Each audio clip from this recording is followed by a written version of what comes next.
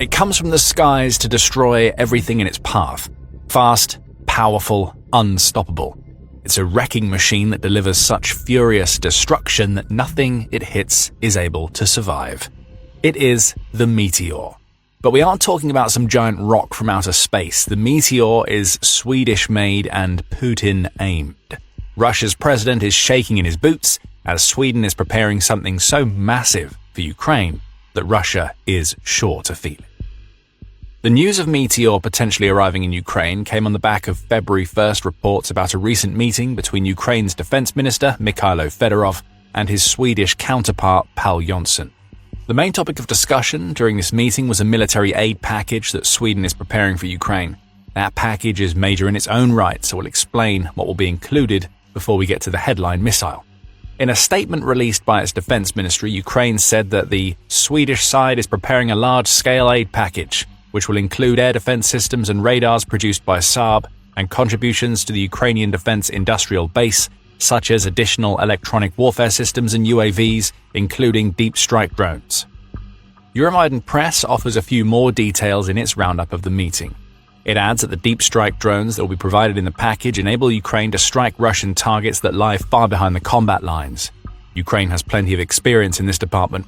In 2025 alone, Ukraine's long-range drones hit 16 of Russia's major oil refineries, most of them several times, Euronews reported. At one point, Ukraine had managed to shut off 38% of Russia's nominal refining capacity, showcasing just how effective the country can be at range. With Sweden backing Ukraine, the latter's drone strikes are going to become even more powerful.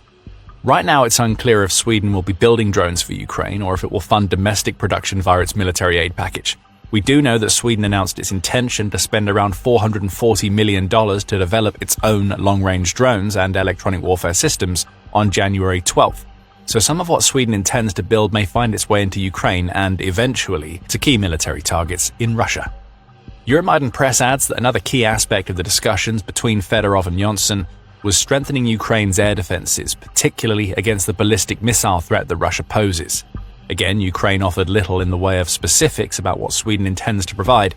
However, there was a mention of Sweden potentially helping Ukraine to get its hands on more defenses via the Pearl initiative, which we'll explore in more detail later in the video. Then there's the headline weapon, the Meteor. First, a small disclaimer. Sweden's Meteor missile likely won't be part of the upcoming aid package that the country intends to deliver to Ukraine. That package looks more likely to focus on the radars, air defenses, drones, and electronic warfare systems that Fedorov mentioned. However, as Pravda reports, both parties at the meeting discussed the potential for Sweden to send Meteor missiles to Ukraine at some point in the future, especially as a means to counter the aircraft that are launching guided bombs at Ukraine from well behind the combat lines. So Meteor is a maybe, but it may be a weapon for Ukraine's future. That future looks closer than it ever has before, and Putin will be terrified at the prospect of Sweden's groundbreaking missile arriving in Ukraine. There are several reasons why, with the missile's specifications alone highlighting why Meteor ending up in Ukraine's hands is the very last thing that Russia wants. Saab covers the basics as it notes that Meteor is a BVRAAM or Beyond Visual Range air-to-air missile that can be fired at a target long before that target sees the aircraft firing the missile. The missile reportedly has the greatest no-escape zone, and it can operate autonomously even in the sorts of difficult electronic warfare environments that Russia specializes in creating. That no-escape zone is reportedly 60 kilometers or around 37 miles. If Meteor gets within this range or closer to a target, that target has no chance of escaping the missile's explosive payload. The raw specifications are even more impressive. Meteor lives up to its namesake by being capable of traveling at the blistering speed of over Mach 4. It can fly for about 100 kilometers or a little over 60 miles, and it delivers a high explosive blast fragmentation warhead to its target. Detection of that target comes by the way of an impact sensor and a radar proximity fuse, and the speed is made possible by the Meteor's engine, which uses a solid rocket booster and a throttleable ramjet. The Meteor can even correct its course mid-flight via a combination of inertial navigation and updates delivered directly by a data link. There's just one problem. Right now, the Meteor is only compatible with a handful of Western fighter jets. Among them are F-35 JSFs, Eurofighter Typhoons, Dassault Rafale, and JAS Gripen fighter jets. Ukraine has signed a deal to purchase around 100 Rafale jets from France, though those haven't arrived yet. They'll be built and bought over the course of the next decade. As for the others, Ukraine doesn't have them available either. However, the JAS Gripen is a Swedish-made jet, and that's a little hint that something else was discussed during the meeting of defense ministers' minds at the beginning of February. But before we get to that, there's more to learn about the Meteor. In its assessment of the Meteor, Army Recognition reveals that Sweden isn't the only Ukraine ally that had a hand in the missile's development. The outlet says that the Meteor is the result of a collaboration between several European countries, including Germany, Italy, France, Spain, and the UK, which alongside Sweden have all made massive contributions to Ukraine's effort to defend itself against Russian aggression. The same outlet also offers a little more information about the Meteor's warhead, which is among the most advanced seen in any air-to-air missile. Due to the use of both impact and radar proximity fuses, which we mentioned earlier, the Meteor is capable of taking out targets in several ways. As an attacking weapon, it can keep pace with more evasive targets, exploding either upon impact or when it's in close enough proximity for its powerful blast to damage the target, even when it doesn't score a direct hit. Typical defensive maneuvers employed by fighter jet pilots probably don't work against the Meteor. Neither does outpacing the missile. The only Russian fighter jet that could even stand a chance of reaching Mach 4 is the experimental MiG-41, and that's nowhere near close to being fielded in Ukraine yet. So we can see that Meteor matters to Ukraine from a purely destructive standpoint. It's an immensely powerful missile that is capable of hitting almost any aerial target that Ukraine chooses. And that brings us nicely to what Meteor would mean to Ukraine outside of the missile's raw capability. The abilities to hit targets beyond visual range and at distances of around 60 miles is impressive for Ukraine. As United 24 Media points out, much of Russia's aerial threat, particularly when it comes to devastating guided bombs, comes from the fact that Russia's aircraft are able to operate far enough behind the combat lines to be out of range of Ukraine's legacy air-to-air missiles. There isn't a lot that Ukraine can do about this outside of targeted mid-range strikes using drones, and they are more effective when used against grounded targets rather than those in the air. Russia is deadly with its glide bombs, as well as its missiles. On February 1st, Euromaidan Press reported on figures shared by Ukraine's President Volodymyr Zelensky. He says that Russia launched over 6,000 attack drones and 5,500 guided aerial bombs and 158 missiles of different types, likely including cruise missiles fired by fighter jets, at Ukraine in January 2026 alone. These are starting to become typical numbers for Russia, and it's the latter two threats that Meteor may be able to counter. The missile isn't going to be shooting glide bombs and missiles out of the skies, though it appears to be capable enough to do that. With its 60-mile range, Ukraine would have the option to fire Meteor at the jets and bombers that Russia is using to launch its guided bombs and missiles. Take out a bomb or missile and you save a city from one strike. Destroy the aircraft used to fire that bomb or missile, and you save many more. Russia's guided bombs are becoming so dangerous too, and Ukraine knows far more about them than it used to know. But before we get into that, if this is the kind of insight that you want more of, make sure you're subscribed to The Military Show. We break weapons, tactics, and statistics down like this every week. Back to Russia's guided bombs, Ukraine's main intelligence directorate, or HUR, has provided information that it has discovered about what Russia calls its Universal Planning and Correction Module, or UMPKs. According to United 24 Media's report on HUR's findings, we now know that 31 companies are involved in the creation of UMPKs, which allow Russia to convert its old dumb bombs, such as its FAB range of powerful munitions, into guided aerial bombs. HUR has revealed that UMPK kits feature something called the Smart Glide Control System, which combines a satellite navigation system with a Cometa antenna that is resistant to signal jam. A strapped-down inertial navigation system is also used in these kits, signifying that UMPKs are a lot more advanced than the older versions of Russian glide bombs, which had basic navigation systems and caused so much damage due to volume rather than accuracy. Ukraine says that several of the 31 companies involved in the creation of UMPKs aren't currently sanctioned. They include a company called Kurgan Pribor, which develops and installs the computing systems used in many of Russia's fighter jets, including the Su-34 and Su-35. The same company is also responsible for assembling the UMPK-250 and UMPK-500 modules.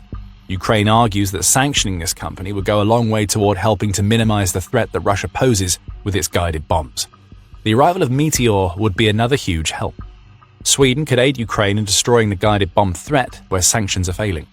So Meteor being capable of striking targets from beyond visual range is potentially massive for Ukraine. By the way, don't worry, we're going to get to the issue of Ukraine not having the fighter jets needed to use Meteor in just a couple of minutes. First, there's another reason why the arrival of Meteor missiles would be huge for Ukraine. It would represent a massive qualitative leap for Ukraine and its ability to take out Russian targets. That's according to Army Recognition, which reported on the Swedish aid package on February 2nd.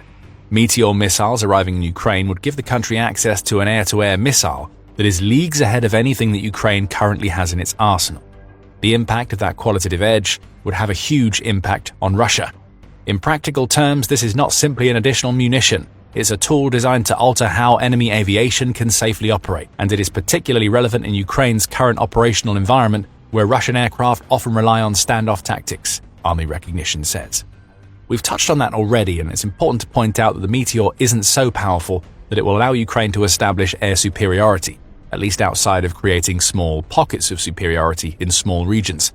But what's really important about Meteor is that the qualitative leap represented by its arrival would also herald a change in how Ukraine's allies equip the country to fight against Russia.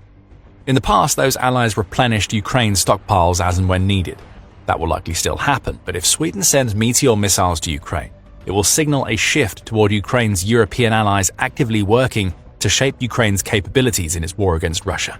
In other words, Sweden isn't just planning on giving Ukraine more of what it already has. It wants to help Ukraine mold itself into an even more effective offensive force than it's ever been before. That's the real reason why Putin is scared. Sweden may just be about to help create a version of Ukraine that Russia has never seen before. However, we have to come back to a couple of things that we mentioned earlier in the video. First, the arrival of Meteor has been discussed but not yet agreed upon between Ukraine and Sweden. Second, even if Sweden were to send Meteor missiles to Ukraine today, Ukraine doesn't have the airframes that it needs to use those missiles. At least, not yet. We hinted at the possibility of Ukraine getting its hands on one of those airframes, and again, it will be thanks to Sweden. On October 22nd, the Swedish government announced that Zelensky and Sweden's Prime Minister Ulf Kristersson had jointly signed a letter of intent that serves as the first step toward a major export deal. Kristersson explained everything we need to know about the letter at the time. "I'm proud to have welcomed President Zelensky to Sweden and Linköping," Sweden's Prime Minister exclaimed before adding, "Today we have signed an important letter of intent, making a step towards a massive possible export deal regarding Gripen, likely between 100 and 150 fighter jets, to build a new and very strong Ukrainian air force. Of course, there are caveats here. A letter of intent doesn't amount to a guarantee that Ukraine is going to receive at least 100 Gripen fighter jets. A lot can change between the signing of that letter and the delivery of the jets. Still, this letter signals that Ukraine is actively working on getting its hands on the airframe that it needs to fire Meteor missiles at Russia. The Gripen may even be the best fighter jet for the job. After all, a missile that is made in Sweden, or at least has been jointly developed by it and other European nations, is a missile that may be best fired from a Swedish fighter jet. Gripen E fighter jets can also carry up to 7 Meteor missiles, which only builds on the threat that they would present to Russia's fleet of aircraft that fire on Ukraine from far behind the combat lines.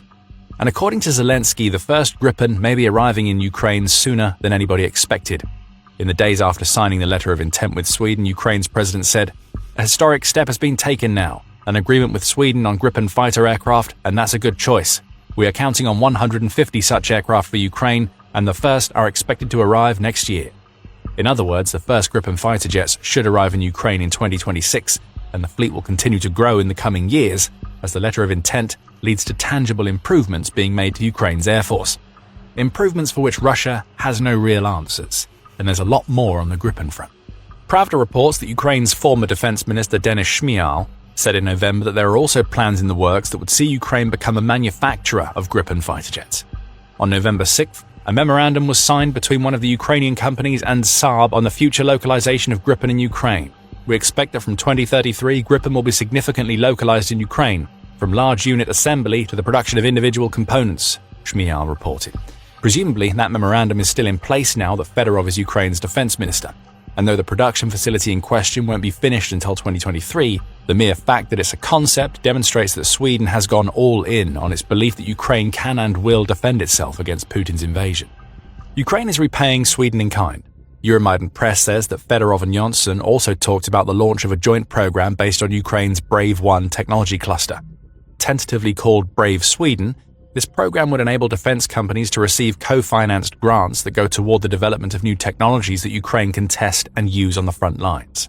And on top of all that, the same outlet reports that the two defense ministers also discussed the launch of a joint defense technology program that includes the manufacturing of unmanned Ukrainian security systems inside Sweden.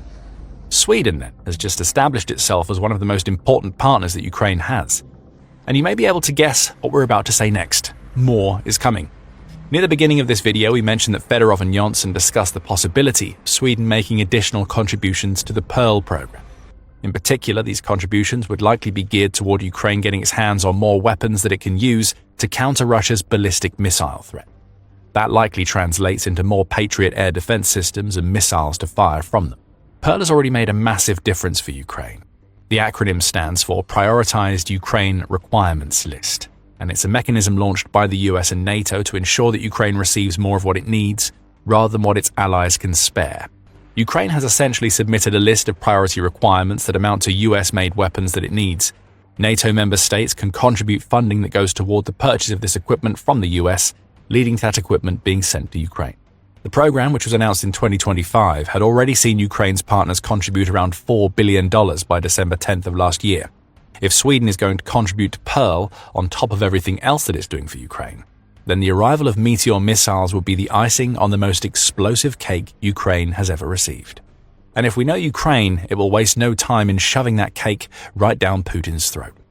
Pearl isn't the only US initiative that is cutting Russia off at the knees. American sanctions targeting two of Russia's largest oil companies have wreaked havoc, triggering asset sales and the loss of revenue from a resource that Russia desperately needs to stay profitable.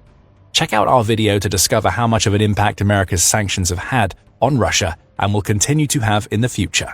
And if you enjoyed this video, remember to subscribe to The Military Show for more coverage of the latest moves that Ukraine's allies make to stop Putin's invasion. And thank you for watching.